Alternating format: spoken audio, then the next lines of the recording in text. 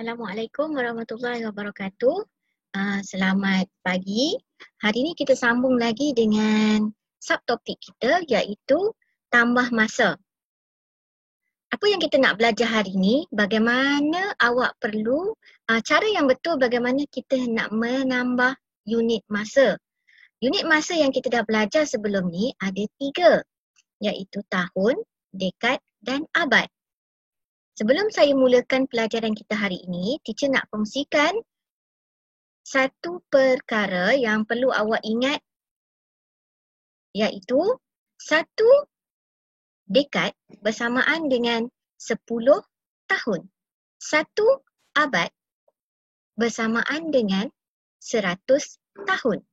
Kita akan guna pengetahuan ini untuk menyelesaikan soalan melibatkan operasi tambah unit masa.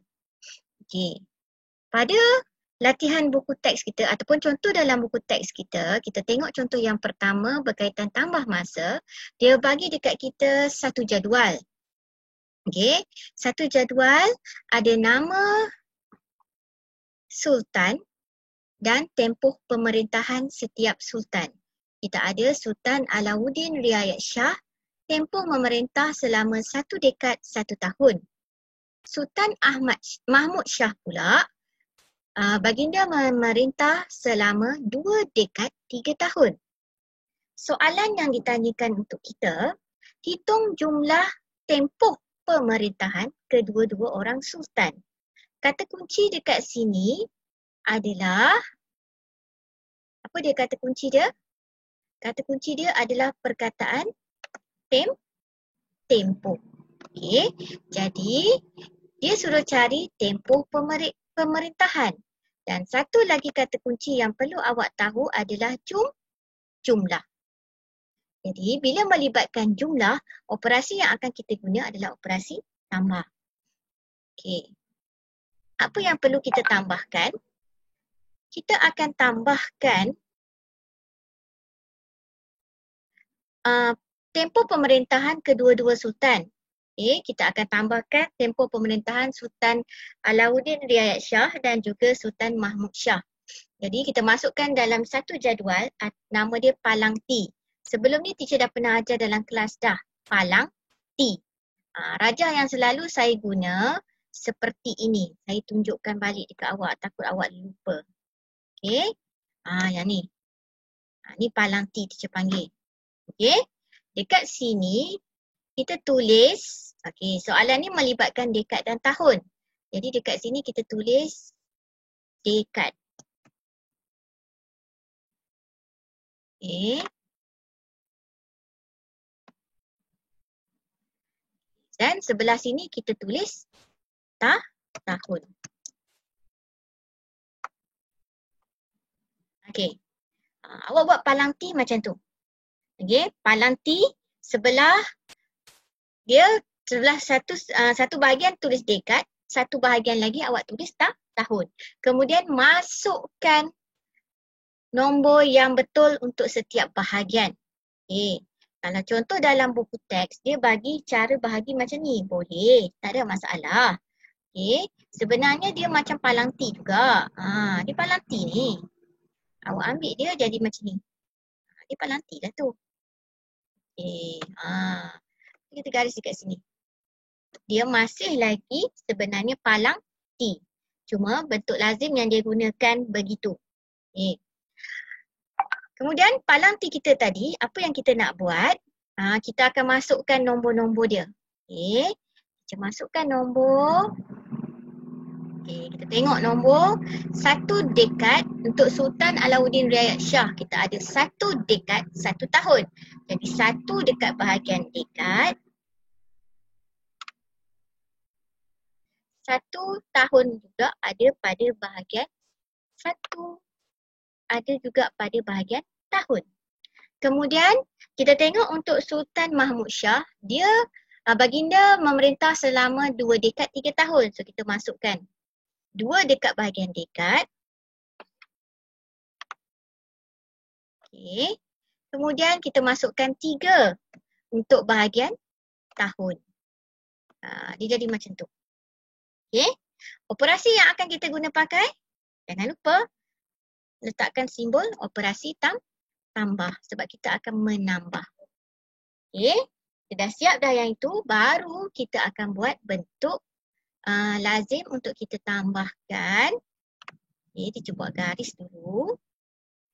Okey, kita akan menambah dari bahagian tahun dulu. Baru kita tambah dekat bahagian dekad.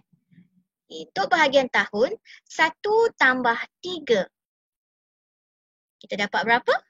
4. Tahniah. Kita dapat 4. Okay, kita letakkan di situ. Kemudian dekad pula, 1 tambah 2, kita dapat 3. Kita tambahkan. Kita dapat yang itu. Okey. Jangan tinggalkan jawapan awak macam tu. Bawa keluar jawapan ke tepi. Awak keluarkan jawapan awak, awak tulis elok-elok di tepi tu. Sama dengan 3 dekad berapa tahun? 4 tahun. Kita dapat kat situ. 3 dekad 4 tahun. Kita keluarkan di tepi jawapan dia. Okey, jangan tinggalkan dalam palang T seperti 3 dan 4 tu saja. Sebab awak tak menunjukkan apa dia 3 dan 4 tu. Jadi sebab itu awak kena bawa keluar ke tepi. Okey? Jadi itu sebenarnya kaedah penyelesaian untuk operasi tambah melibatkan unit masa. Okey. So kita dapatlah jawapan dia 3 dekad 4 tahun. Sekarang ni cuba kita tengok contoh yang kedua. Contoh yang kedua melibatkan 1 dekad 3 tahun tambah dengan 5 dekad 4 tahun tambah dengan 2 dekad 7 tahun. Kita ada 3 tempoh masa. Kaedah yang sama macam kita buat tadi, tapi kita letak 3 tempoh masa. Okey, awak masih selesaikan guna palang T.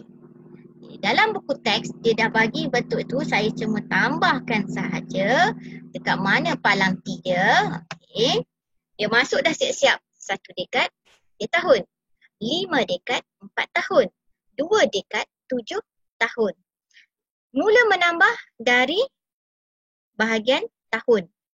Awak pun tambah. 4 tambah 3, 7. 7 tambah 7, 14. Tulis bahagian tahun. Jangan letak sebelah dekad lagi. Okey. Kemudian belah dekad baru awak tambahkan nombor di bahagian dekad.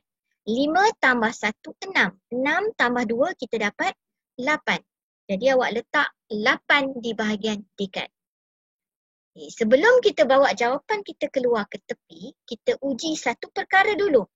Awak tengok hubungan antara dekad dan tahun. Hubungan antara dekad dan tahun ini sebenarnya dia ada 10 dekat situ. Okey? Dia ada 10 dekat atas tu. Sebab kita tahu satu dekad sebenarnya ada 10 tahun. Jadi awak tengok dekat bahagian tahun dah melebihi 10 tahun. Bila melebihi dari hubungan 10, kita akan tolak dengan 10. Bahagian dekad kita akan tambah 1. Okey? Kalau awak rasa keliru, cuba ingat balik apa yang kita dah belajar waktu darjah 4. Teacher dah pernah terang dengan awak berkaitan penggunaan menggunakan palang T untuk 2 unit yang berbeza. Okey? Jadi kita akan tolakkan 14 dengan 10. Kita akan dapat bahagian tahun 4. Tapi bahagian dekad tadi jangan pergi tolak. Kita akan tambah 8 tambah 1. Kita akan dapat 9. Jadi jawapan akhir dia sebenarnya awak kena keluarkan kat tepi ni.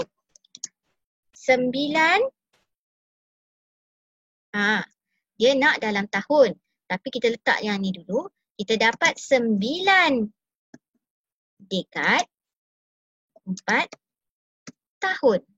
Itu yang kita dapat bila kita guna palang T. 9 dekad 4 tahun. Okey. Sekarang ni selepas kita dah dapat dah yang tu, kita tengok jawapan minta kita tukarkan kepada tahun. Jadi awak pun ambil 9 dekad 4 tahun awak tukarkan kepada tahun. Jadi kita akan dapat 94 tahun. Okey. Itu berkaitan dengan penukaran melibatkan dekad dan tahun. Kita tengok contoh yang seterusnya. Dia bagi pada kita yang melibatkan 2 unit iaitu abad dan tahun. Okey, kita terus ke contoh yang keempat. Contoh yang keempat sama macam contoh nombor 1 tadi. Okey. Cuma sekarang ni hubungan yang ada di sini adalah abad dan tahun.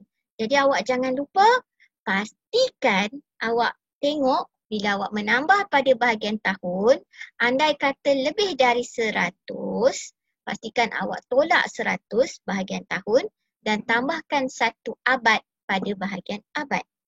Okey. Sebab untuk contoh keempat ni, kita perlu menambah 8 abad 75 tahun dengan 5 abad 34 tahun.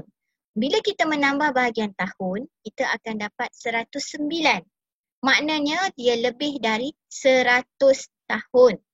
Jadi bila lebih dari 100, pastikan awak tolak dengan 100 dan bahagian abad tambah 1. Jadi jawapan akhir awak akan dapat 14 abad 9 tahun. Okey? Sebab dia nak dalam abad dan tahun, betul dah. Kita tak payah buat penukaran unit lain dah.